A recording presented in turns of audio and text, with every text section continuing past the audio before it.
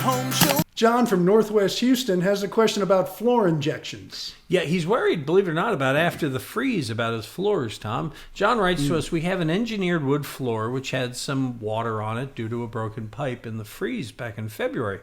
I was told, he says, by a floor person that the glue under some of the 3-inch boards had dried up. Apparently, he says they can fix this problem by making a tiny hole into the loose board and injecting glue, fastening the board again once again.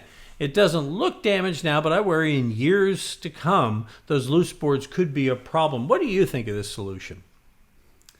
It's not Botox. Let's put it that way. Okay.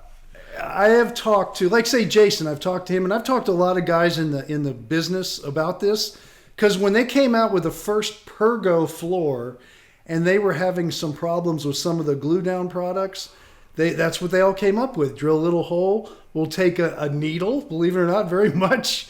It's a little bit bigger than what you would get your COVID vaccine with, but they would inject glue in there. And the comments to me were always like, well, we can do it, but I don't know if it really does a lot. We've had some success.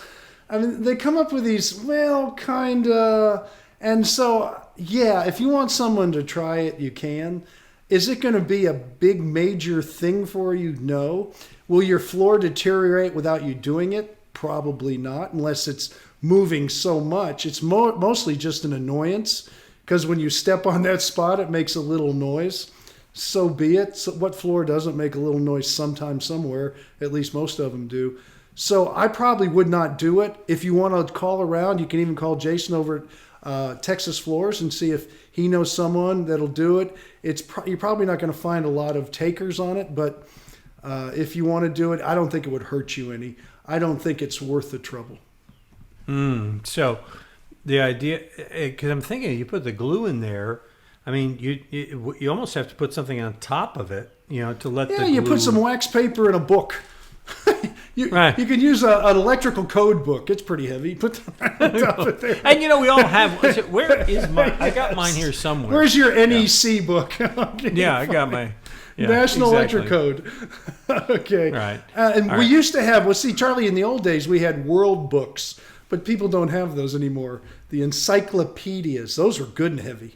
You could weight stuff down. My dad used to use it for home improvements all the time. Weighting things down. My daughter has my daughter, who's in her early 20s, my youngest daughter has she's into vinyl now, records. And she says, "Dad, this one has a little bit of a wave to it. What do I do?" I said, "Well, what you do is you get go get a couple encyclopedias." And right then, I'd lost her. Yes. All right, you got a question? We don't want. Yeah, we don't want you to get lost. We want you to help. So go ahead and click on that blue Ask Tom button, fill out your question, send it in, and Tom will answer it just like he's doing here. He answers a fresh one. Send us pictures and videos, whatever you need to help us answer you. Help us help you. And then we'll post that answer to our Facebook page, HomeShowRadio.com, or YouTube.